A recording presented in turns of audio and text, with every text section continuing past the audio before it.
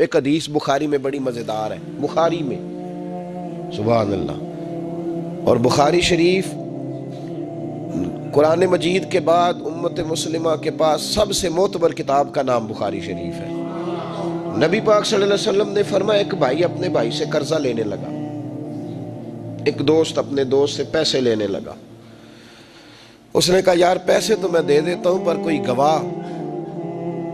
اس نے کہا غریبوں کے گواہ نہیں ہوتے، میرا گواہ اللہ ہے۔ اس نے کہا کسی کی ضمانت دے دو۔ اس نے کہا میری کون ضمانت دے گا، میری ضمانت میرا اللہ ہی دے گا۔ وہ بات ہو گئی، 1000 دینار اس کو بات بڑی پسند آئی۔ کہا اللہ کے نام پر تو کہتا ہے، اللہ بھی گواہ ہے ہمارے درمیان اور اللہ ہی ضمانتی ہے، تو لے لے پیسے۔ 1000 دینار دے دیے۔ اب وہ بندہ دریا کے پار چلا گیا۔ محنت، یہ دیکھیں اب اس حدیث سے آپ درس دیکھیں، یہ حکایت نہیں، یہ میرے رسول پاک کا بیان کیا ہوا فرمان ہے۔ اس کی صداقتوں پہ دیکھیں، اور بخاری کی حدیث کے جملے کتنے حسین ہیں۔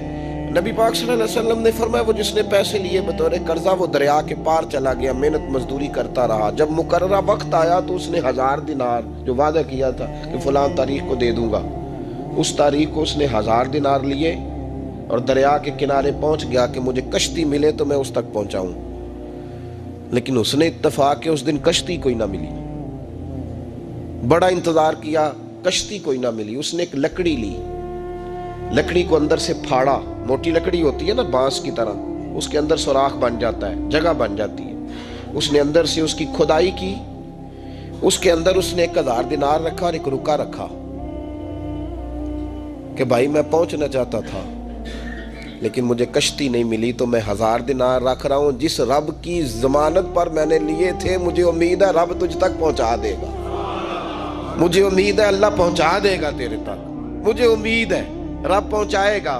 یہ کہہ کہ اس نے اس کو بند کیا کسی کپڑے کے ساتھ اور بند کر کے دریا میں ڈال دیا۔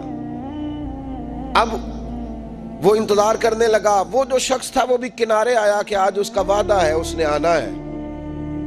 دینے والے کو ٹینشن ہوتی ہے تو میرے خیال ہے لینے والے کو بھی بہت زیادہ ہی ہوتی ہے کہ آج لینے۔ وہ آ گیا کنارے پہ کہ آج پیسے آنے، لیکن کوئی شے نہ آئی۔ ایک لکڑی بہتی ہوئی آئی تو اس نے اٹھائی لکڑی کا، چلو پیسے نہیں ملے تو ایندھن تو ملا ہے نا، گھر جا کے لکڑی جلا کے روٹی تو پکائیں گے نا۔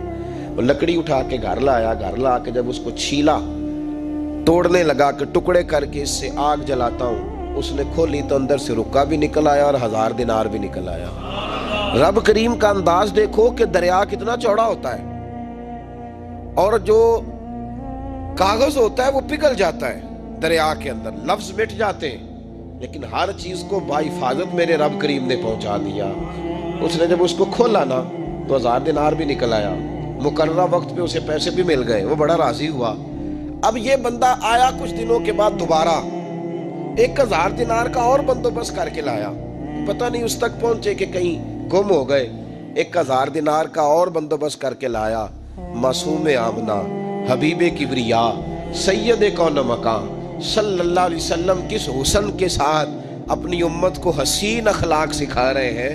نبی پاک علیہ السلام فرمانے لگے غلاموں، ایک اور 1000 دینار لے کے دروازے پہ آیا اور دستک دے کے کہنے لگا میرا رب گواہ ہے کہ میں نے کوشش کی تھی پر مجھے کشتی نہیں ملی، میرا رب گواہ ہے کہ میں نے ہمت کی تھی پر موقع نہیں ملا، اللہ جانتا ہے جس رب کی ضمانت پہ میں نے تجھ سے پیسے لیے کہ میری کوشش پوری تھی پر موقع نہیں ملا، میں آیا ہوں پیسے رکھ لے۔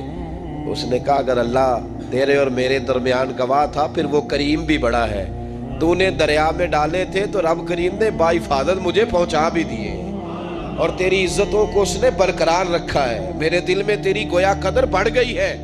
او بھائی جو رب کریم پہ بھروسہ کرے، جو اللہ پہ بھروسہ کرے اور ارادہ کرے، اور اسی طرح کی ایک اور حدیث سیاستہ میں موجود ہے، نبی پاک صلی اللہ علیہ وسلم نے فرمایا ایک بندے کا ارادہ تھا قرضہ دینے کا، اس کا پروگرام تھا واپس کروں گا پیسے، محنت کر رہا تھا، جدوجہد کر رہا تھا، کوشش تھی، وہ نیت اس کی صحیح تھی، دبانے کا 1% بھی ارادہ نہیں تھا، کوشش جاری تھی، ہمت کر رہا تھا، فوت ہو گیا۔ یا رسول اللہ اب کیا بنے گا؟ اگر صوفیاء اس حدیث پہ وجد کرتے، وجد آتا ہے ان لفظوں پہ، اب کیا بنے گا؟ تو میرے محبوب فرمانے لگے قیامت کے دن اللہ اپنی رحمت سے اس کے قرضے ادا فرما دے گا۔ دیکھو اتنا بھی کوئی خوش نصیب ہے جس کی اللہ قرضے ادا کرے، اتنا بھی کوئی خوش قسمت ہے رب جس کے قرضے دے، اللہ کا مجھ سے لے لے، چل یار رہنے دے۔ ایک بات ایک دوست نے ایک دفعہ مجھے بھیجی، اس نے بات بڑی مجھے عجیب لگی۔ اس نے کہا کہ ایک شخص کا انتقال ہو گیا، تو وہ جب اس کو دفن کرنے لگے جنازہ پڑھ کے، تو ایک آدمی نے اس کی چارپائی پکڑ لی۔ اس نے کہا اس نے میرا 45 لاکھ روپیہ دینا ہے، پہلے پیسے دو گے پھر دفن کرنے دوں گا، پیسے دے دو دفن کر لو۔ زور سے پکڑی، اب رش ہے، 3 بیٹے بھی تھے تو جائیداد بھی تھی، سارا کچھ تھا۔ ان 3 بیٹوں سے لوگوں نے کہا کہ تیرے ابے کو وہ دفن نہیں کرنے دے رہا، شور ہے تو۔ اور وہ بندہ بھی وہ تھا جو بڑا قریبی تھا اس کا، اس کے والد کا پارٹنر تھا، تعلقات تھے، تو اس نے کہا کہ پہلے پیسے دو پھر دفن کرنے دوں گا۔ اب وہ 3 بیٹے کہنے لگے کدھر سے پیسے دیں، 45 لاکھ ہی کہہ دیا ہے، ہمیں تو ابا نے کوئی نہیں بتایا، حالانکہ جائیدادیں ہیں، مکان ہے، سارا کچھ ہے، تو بھائی ہم کدھر سے دیں؟ چلو 2-4 لاکھ کی ٹھیک ہے، وہ تھوڑا سا کریں، نرم رویے کو تو ہم کرتے ہیں، شور تو ہے، لیکن کدھر سے دیں 45 لاکھ؟ جب بات بہت تیز ہو گئی، شور ہو گیا، وہ انسان مجنون بن کے اس نے چارپائی تھامی ہوئی ہے، کہتا نہیں پہلے پیسے دو گے پھر دفن کرنے دوں گا۔ 3 بیٹے تھے تو ایک بیٹی بھی تھی، بیٹی کو گھر میں پیغام گیا کہ تیرے ابا کو دفن نہیں ہونے دیتے، اس نے سارا زیور اتار کے بھیج دیا۔ اس نے کہا اس چچا سے کہو میرے ابا کے اس دوست سے جس نے قرضہ لینا ہے کہ یہ رکھ لے، اور میں تھوڑے تھوڑے کر کے پیسے لوٹا دیتی ہوں، پر میرے باپ کو مرنے کے بعد یوں رسوا نہ کرے، اس کو دفن تو ہونے دے، میں ایک پائی دے دوں گی، میرا وعدہ رہا۔ جب وہ بیٹی نے 8-10 لاکھ کا زیور بھیج دیا تو وہ قرضہ لینے والا شور کرنے لگا۔ اس نے کہا او مجھے پتہ چل گیا، مجھے معاف کر دو سارے اور اسے دفنا دو۔ کہا کیا ہوا؟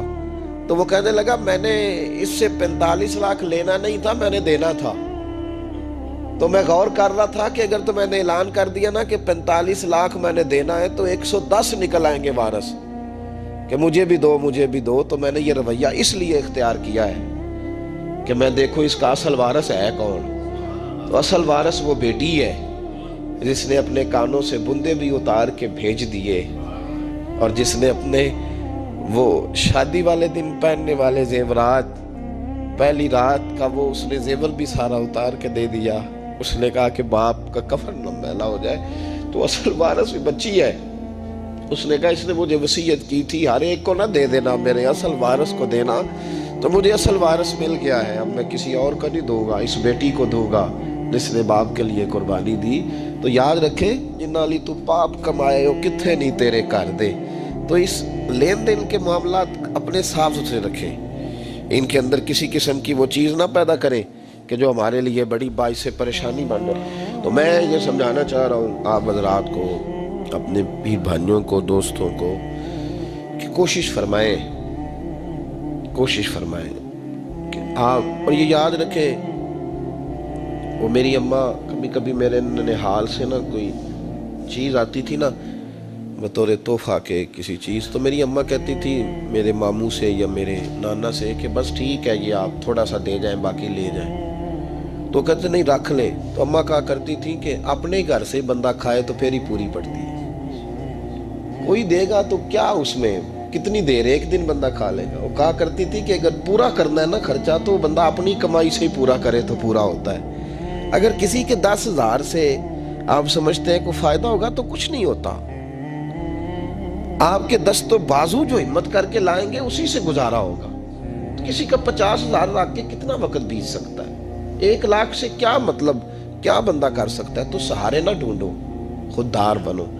طریقت میں، تصوف میں خودداری، ترمذی شریف کی ایک حدیث ہے مجھے بڑی پسند ہے، میں سمجھتا ہوں یہ حدیث اگر لوگ سمجھ جائیں نا تو بات بن جائے۔ نبی پاک صلی اللہ تعالی علیہ وسلم نے لوگوں سے کہا لوگوں چاہتے ہو کہ تم اللہ کے محبوب بن جاؤ؟ تو صحابہ کے چہرے کھل اٹھے، کہا یا رسول اللہ صلی اللہ علیہ وسلم بالکل چاہتے ہیں۔ فرمایا جو اللہ نے تمہیں دیا ہے اس پہ راضی ہو جاؤ، اللہ کے محبوب بن جاؤ گے، اللہ تم سے پیار کرے گا۔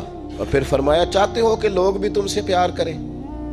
لوگ بھی کریں یا رسول اللہ، دل کرتا ہے۔ تو نبی پاک نے فرمایا کسی بندے کی جیب کی طرف کبھی نہ دیکھنا، جو سامنے والے کی جیب میں ہے اس سے بچ جا، اس کے مال پر نظر ڈالنی چھوڑ دے، لوگ بھی تجھ سے پیار کرنے لگ جائیں۔ لوگوں کے مال کی طرف نہ دیکھ۔ آپ رکھ لیں کسی کا 500 روپیہ بھی، وہ کہے گا بندہ ہی نہیں صحیح، میرا 500 کھا گیا۔ یہ مت سمجھے کہ بڑا امیر تھا، اس کو فکر ہی کوئی نہیں۔ ان معاملات کے اندر لوگ کہیں نہ کہیں بول ہی جاتے ہیں، کہیں نہ کہیں بات کر ہی جاتے ہیں، کسی نہ کسی جگہ زبان پھسل ہی جاتی ہے۔ تو مہربانی فرمائیں، مہربانی کریں، آپ اس بات پہ ضرور غور کریں۔ اور یہ میری اپیل ہے، آپ میرے پیر بھائی ہیں، عزیز ہیں، کہ کوشش فرمائیں لین دین کے معاملات کو 110% صاف رکھیں۔ کوشش کریں جہاں کوئی چیز دینی ہے، خریداریاں بعد میں ہوتی رہیں گی، جائیدادیں بعد میں بنتی رہیں گی، قرضے نہیں ہونے چاہیے، قرضہ نہیں ہونا چاہیے۔ میں ایک بزرگ سے کبھی کبھی ملتا تھا تو میں کہتا تھا حضرت جی حالات کیسے ہیں؟ تو کہتے ہیں الحمدللہ کسی کا دینا کچھ نہیں، الحمدللہ کسی کا۔ تو اس شخص وہ جب بات کرتا تھا تو مجھے یوں لگتا تھا کہ جیسے وہ شخص نعرہ لگا رہا ہے، الحمدللہ کسی کا دینا کچھ نہیں۔ یہ اللہ تعالیٰ کا شکر ہے۔ اور پھر وہ کبھی کبھی یہ بھی کہا کرتے تھے کسی سے 200-250 لینا ہوگا، میں نے دینی کوئی شے نہیں، کوئی کبھی کبھی ٹٹولو گے تو میرا کسی طرف کوئی نکل ہی آئے گا، لیکن میں نے کسی کا دینا کوئی نہیں۔ میرے اسا فرمایا کرتے تھے ہماری تو طریقت بھی بڑی دلیر ہے۔ میں نے ایک دفعہ کہا حضور نظریہ طریقت کیا؟ فرمانے لگے ہماری تو طریقت بھی بڑی خوددار ہے، ہم مریدوں کا خرچ نہیں کراتے، ہم تو کئی دفعہ مریدوں پہ خرچ کر ڈالتے۔ اور بھائی ان لفظوں کو دیکھیں نا، جس سے مبارکہ میں سرکار دو عالم صلی اللہ علیہ وسلم نے فرمایا قیامت کے دن 2 بھائی، ایک بھائی پہلے انتقال کر گیا، ایک بعد میں فوت ہوا۔ جو پہلے چلا گیا اس کے کچھ حقوق بعد والے نے دینے تھے، سمجھ لے کچھ قرضے تھے، اب وہ پہلے فوت ہوا، اسے بعد میں احساس ہوا، اس نے کوشش بھی کی، معافیاں بھی مانگی، لیکن اب وہ فوت ہو چکا تھا۔ تو نبی پاک صلی اللہ علیہ وسلم فرماتے ہیں قیامت کے دن چونکہ یہ معافیاں بھی مانگتا رہا، توبہ بھی کرتا رہا، بڑی اس کو صحیح احساس ہو گیا، ندامت والی توبہ کی، لیکن اب جس کا حق تھا وہ تو فوت ہو گیا، اب کیا کرے؟ تو محبوب فرمانے لگے فوت ہوگا نا، اس نے دینے تھے پیسے، جس کے ذمے حقوق تھے، لیکن وہ جس کے دینے تھے وہ تو چلا گیا، سمجھ لے کوئی وارث بھی نہیں۔ تو فرمایا جب یہ فوت ہوگا تو قیامت کے دن جو پہلے فوت ہوا تھا وہ مقدمہ کرے گا کہ یا اللہ اس نے میرا مال دبایا، میرے پیسے لے کے دے۔ تو رب کریم فرمائے گا چل یہ بڑیاں معافیاں مانگتا رہا، اسے معاف کر دے۔ اللہ فرمائے گا، وہ کہے گا نہیں یا اللہ مجھے بڑا ستایا، مجھے بڑی تکلیف دی، میرے حقوق ضائع کیے، میں نہیں معاف کرتا۔ تو رب کریم فرمائے گا ذرا اوپر اٹھنا، چل بعد میں بات کرتے ہیں، اٹھ تو صحیح، وہ جنت میں ایک محل بنا ہوا ہے، ذرا اس کی طرف تو نظر ڈال۔ اس نے نظر ڈالی تو یہاں تو کوئی اچھا انجینئر بنائے کوئی مکان تو نظر جو ہے وہ ہٹتی نہیں، تو جس مکان کو رب تیار فرمائے، جس کو اللہ بنائے، اس سے نظریں کیسے ہٹتی ہوں گی؟ تو اس نے دیکھا تو دیکھتا ہی گیا، دیکھتا ہی گیا۔ عرض کرنے لگا مولا یہ کس کا مکان ہے؟ تو محبوب علیہ السلام فرماتے ہیں رب کریم نے فرمایا اس کا ہے جو اس کی قیمت دے گا۔ کہا یا اللہ کون قیمت دے گا؟ فرمایا تو بھی دے سکتا ہے۔ یا اللہ میں غریب فقیر میں کیسے قیمت دوں؟ تو اللہ فرمائے گا چل تو اپنے بھائی کو معاف کر دے، میں محل تجھے دے دیتا ہوں، تو معافی دے دے، محل تیرا ہوا۔ تو حضور فرماتے ہیں 3 دفعہ بولا، کہنے لگا یا اللہ میں نے معاف کیا، یا اللہ میں نے معاف کیا، یا اللہ میں نے معاف کیا۔ تو اللہ فرمائے گا پھر بھائی کا بازو پکڑ، وہ ایک محل نہیں، وہ ایک ہی نقشے کے 2 بنائے ہوئے ہیں، اس کا بازو پکڑ، دونوں جنت میں چلے جاؤ، میں نے تم دونوں کے لیے گھر بنا دیا ہے۔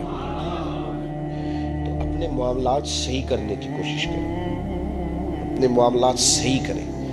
ہم اس سلسلہ عالیہ میں داخل ہیں کہ حضور غوث اعظم رضی اللہ تعالیٰ عنہ کے والد کا مشہور واقعہ ہے کہ بھوک لگی تھی تو دریا میں بیٹھا ہوا سیب کھا لیا تھا، سیب کھا لیا غوث اعظم کے والد نے۔ تو پھر کہنے لگے اوہو یہ میں نے کیا کیا؟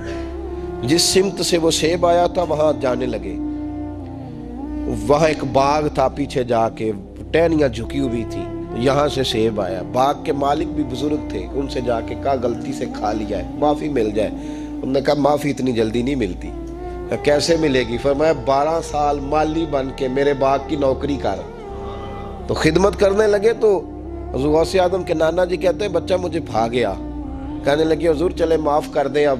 تو کہا معافی نہیں ملے گی، میری ایک بیٹی ہے، آنکھوں سے اندھی ہے، آنکھوں سے اندھی، کانوں سے بہری، زبان سے گونگی اور پیروں سے لنگڑی، اس سے نکاح کر، پھر معافی ملے گی۔ کھایا کیا؟ ایک سیب، حضور غوث اعظم رضی اللہ تعالیٰ عنہ کے والد کہنے لگے مجھے گوارا ہے آپ کر دیں نکاح، پر وعدہ کریں مجھے معاف کر دیں گے نا؟ تو کہتے ہیں نکاح ہو گیا۔ جب پہلے دن میں حجرہ عروسی میں داخل ہوا تو میں نے پلنگ پر کوئی معذور نہیں، جنت کی حور کی مثل عورت بیٹھی دیکھی، اور جس کا حسن بتاتا تھا کہ چہرے سے زیادہ باطن میں اللہ نے روشنی عطا فرمائی ہوئی ہے۔ فرماتے ہیں میں نے اس کے قریب جا کر تو کون ہے؟ مجھے تو کچھ اور بتایا گیا تھا۔ فرمایا تجھے بتایا گیا تھا کہ آنکھوں سے اندھی ہے اس لیے کہ کبھی غیر محرم کا چہرہ دیکھا ہی نہیں، کانوں سے اس لیے بہری ہے کہ کبھی غلط بات سنی نہیں، کسی غلط کے پاس بیٹھی نہیں، اور زبان سے اس لیے کہ گنگی ہے کہ غلط جملہ کبھی نہیں نکلا، یا اللہ کا قرآن نکلا ہے یا محمد عربی کا درود و سلام نکلا ہے، غلط جملہ نہیں نکلا۔ اور ٹانگوں سے اس لیے لنگڑی ہے، کسے اپنے باپ کے گھر کا رستہ تو آتا ہے سوائے اس کے گلی کا اور کوئی موڑ نہیں جانتی، اس نے پاکیزگی سے وقت گزارا۔ حضور غوث اعظم کے والد کہتے ہیں میں اپنے لین دین کے معاملات سیدھے کرنے گیا تو سادات کے گھر کی حور مجھے ملی، اور جب میں اس حور سے ملا تو پھر رب نے مجھے عبد القادر جیلانی جیسا بیٹا عطا فرمایا، غوث پاک جیسا بیٹا دیا۔ تو گئے تو معاملات سیدھے کرنے تھے تو اللہ نے ولایت کے امام کا باپ بنا دیا۔ تو مہربانی فرمائے اپنے معاملات میں توانائی پیدا کریں۔ کچھ لوگ ایسے ہوتے ہیں جن کا مال مثل مملکت کے ہوتا ہے۔ اعلیٰ حضرت رحمت اللہ علیہ نے پیر کے حقوق میں یہ لکھا ہے کہ اس کے مرید کا مال اسی طرح ہے جس طرح اس کا اپنا ہے، لیکن ساتھ اشارہ بھی دے دیا ہے کہ چاہیے یہی کہ وہ بھی احتیاط ہی کرے، وہ بھی احتیاط ہی کرے، پرہیز ہی کرے، کوشش کرے۔ اور آپ فرماتے ہیں چونکہ باپ کی حیثیت رکھتا ہے تو ضروری تو نہیں نا باپ بیٹے کی کمائی کھائے، کبھی کبھی بیٹے بھی باپ کی کھا ہی لیتے ہیں، اس طرف بھی توجہ کر لے، کوئی حرج نہیں۔ اپنے معاملات کو صحیح رکھیں، لینے دینے کے معاملات کے اندر کبھی کمی نہ لائیں۔ یہ چیز اگر پیدا ہو جاتی ہے نا تو آپ یقین کریں کہ وقار ہی تو انسان کے پاس ہوتا ہے، وہ ضائع ہو جاتا ہے تو نقصان ہوتا ہے۔ تھوڑے میں وقت گزاریں، بڑی مزیدار زندگی ہوتی ہے انسان کی۔ جی زندگی میں انسان کے پاس وقار اپنا ہوتا ہے، وہ زندگی بڑی حسین ہوتی ہے، بڑی مزیدار ہوتی ہے۔ ہماری مسجد میں ایک شخص آئے، کچھ دن انہوں نے وقت گزارا تو مجھے بعد میں کہنے تہاڈی مسجد سے سکون بڑا ہے، کھپ کوئی نہیں، لڑائی کوئی نہیں، کوئی کسی قسم کا میں نے وہ نہیں دیکھا۔ آپ یقین کریں یہاں 4 اساتذہ کام کرتے ہیں، کئی سالوں سے کرتے ہیں، ہم نے کبھی استادوں کی لڑائی بھی نہیں ہونے دی، ورنہ مدرسوں میں جھگڑے چلتے ہیں۔ مجھے کہنے لگے جی یہاں لڑائی کوئی نہیں۔ میں کہ اس واسطے کسی کو مالدار بندہ چیئرمین ہی نہیں بنایا کہ جو کہے کہ یہ کیسے ہو گیا، یہ کھانسے کیوں ہیں، یہ اٹھے کیوں ہیں، یہ بیٹھے کیوں ہیں۔ یہاں اللہ نے حسن اس لیے دیا ہے کہ الحمدللہ یہ ایک کونا تو ضرور ہے لیکن اللہ نے بڑا سکون عطا فرمایا ہوا ہے۔ تو یہ اس وقت ہوتا ہے جب آپ کسی سے کچھ لیتے ہیں تو پھر آپ کو اس کے نخرے بھی برداشت کرنے پڑتے ہیں، پھر آپ کو دیکھنا بھی پڑتا ہے، اس کے آنے پہ کھڑے بھی ہونا پڑتا ہے۔ تو اس لیے لین دین کے معاملات کو 110% صحیح رکھیں۔ یہ میری وصیت نہیں آپ حضرات کو، اس کو میرا حکم سمجھیں، حکم سمجھیں اس کو۔ اور آپ قطعی طور پہ میری پیر بھائیوں سے گزارش ہے کہ لین دین کے معاملات کو چھوڑ دیں سارا کچھ۔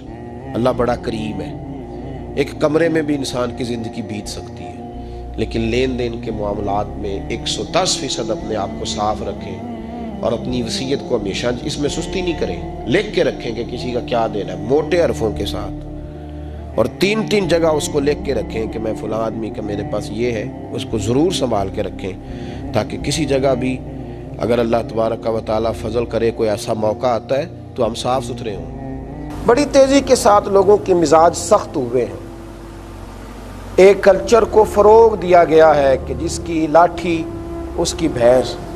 یہ بتایا گیا ہے کہ شاید اس وطن کے اندر، اس دھرتی کے اندر جو لوگ زیادہ سخت ہوتے ہیں وہ اپنے کام صحیح نکال لیتے ہیں۔ لوگ بتاتے ہیں کہ میں چونکہ اپنے ماحول کے حساب سے بڑا سخت ہوں، میرے سامنے کوئی آدمی بات نہیں کرتا۔ تو بھائی دین تو اس کو پسند نہیں کرتا۔ ہاں آپ بد مذہب پر سختی کریں گے، بے دین پر سختی کریں گے، کوئی آدمی ناجائز کام کر رہا ہو تو اس پر سختی کریں گے۔ حکم دیا گیا، مومن کے لیے حکم دیا گیا کہ اشداء علی الکفار، وہ کافر پر سخت ہوتا ہے، رحماء بینہم، پر آپس میں تو بڑے رحم دل ہوتے ہیں مومن۔ ہو ہلکا یاراں تو بریشم کی طرح نرم، بریشم کی طرح نرم۔ ہاں رزم حق کو باطل ہو تو فولاد ہے مومن۔ مومن غیر کے لیے سخت ہوتا ہے لیکن وہ اپنوں پر، اپنے گھر والوں پر، اپنے دوستوں پر ان پر وہ سختی کرے گا؟ وہ صرف ان لوگوں پر سختی کرنے لگ جائے جو اس کے زیر دست ہیں، ذرا اس کے نیچے ہیں، ذرا اللہ نے انہیں تھوڑا سا کمزور رکھا ہے تو وہ سختی کرے گا؟ میرے نبی کریم علیہ السلام نے فرمایا، بخاری مسلم کے لفظ ہیں، حضور نے فرمایا رب کریم نرمی والا ہے، بندوں پر نرمی کرتا ہے، وہ سختی کرے تو آپ بتلائیے چھوٹے چھوٹے گناہوں پر سزا ملنے لگے تو کیا معیار ہو؟ فرمایا اللہ نرمی والا ہے اور نرمی کو پسند کرتا ہے۔ ایک صحابی اپنے غلام کو مار رہے تھے، نبی کریم علیہ السلام پہنچ گئے، اللہ کے حبیب علیہ السلام نے پہنچ کر کے فرمایا اس سے درگزر کار، اسے معاف کر۔ عرض کی حضور کتنا کروں؟ تو وہ صحابی کہتے ہیں اللہ کے محبوب نے ایسا جملہ کہا کہ میری سوچ ہی بدل گئی، حضور میں بڑی معافی دیتا ہوں، یہ غلطیاں ہی بہت کرتا ہے، آخر کتنا معاف کروں؟ تو محبوب فرمانے لگے اتنا ہی معاف کر جتنا رب کریم تجھے معاف کرتا ہے، اتنی نرمی کر جتنی اللہ تیرے اوپر کرتا ہے۔ کتنے گناہ ہیں جن کی وہ سزا نہیں دیتا، کتنی کمزوریاں ہیں جن پر وہ پردے ڈال دیتا ہے۔ اللہ نرمی والا ہے، نرمی کو پسند کرتا ہے۔ اور میرے نبی پاک علیہ السلام فرمانے لگے، مسلم شریف میں ہے، حضور علیہ السلام نے فرمایا یہ جو نرمی ہے نا، نرمی اس کا فائدہ یہ ہے کہ نرمی جس چیز میں آتی ہے اسے خوبصورت بنا دیتی ہے، نرمی جس چیز میں آتی ہے اسے خوبصورت بناتی ہے۔ اور فرمایا سختی جہاں آتی ہے چیزوں کو خراب کرتی ہے، بدصورتی پیدا کرتی ہے۔ نرم لوگ گویا دنیا میں دنیا کا حسن ہے، دلوں کی نرمی گویا حسن ہے۔ کئی نرم لوگ ہیں جو کبھی ارادہ تو کرتے ہیں میں نے سخت ہونا ہے، لیکن وہ ہو نہیں پاتے، ان کا مزاج نہیں ہوتا۔ دیکھیے نا میرے نبی کریم علیہ السلام کے بارے میں کافر کی سوچ کیا تھی؟ مکہ فتح ہوا نا، مکہ فتح ہوا تو کچھ بڑے سخت دشمن تھے جنہوں نے دین کو بڑا نقصان پہنچایا، تو ان کو لوگ مشورہ کیا دیتے تھے؟ لوگ کہتے تھے مولا علی کے ہتھے نہ چڑھ جانا، تم نے بڑا نقصان کیا دین کا، وہ دین کا دشمن سمجھ کے ماریں گے، عمر فاروق کے قابو نہ آ جانا مار دیے جاؤ گے، ابو بکر صدیق عثمان غنی کے قابو نہ آ جانا۔ تو کہا پھر بچنے کا طریقہ کیا ہے؟ کہنے لگے کہیں چھپتے چھپاتے نا مدینے کے چاند کی بارگاہ میں چلے جاؤ، جو ان کی چھتری کے نیچے آئے گا نا تو معاف کر دیا جائے گا، معاف کر دیا جائے گا، اس لیے کہ وہ کریم ہیں، جب غلبہ کریں گے تو وہ معاف ہی کریں گے، اس لیے کہ نرمی دنیا میں حسن پیدا کرتی ہے، نرمی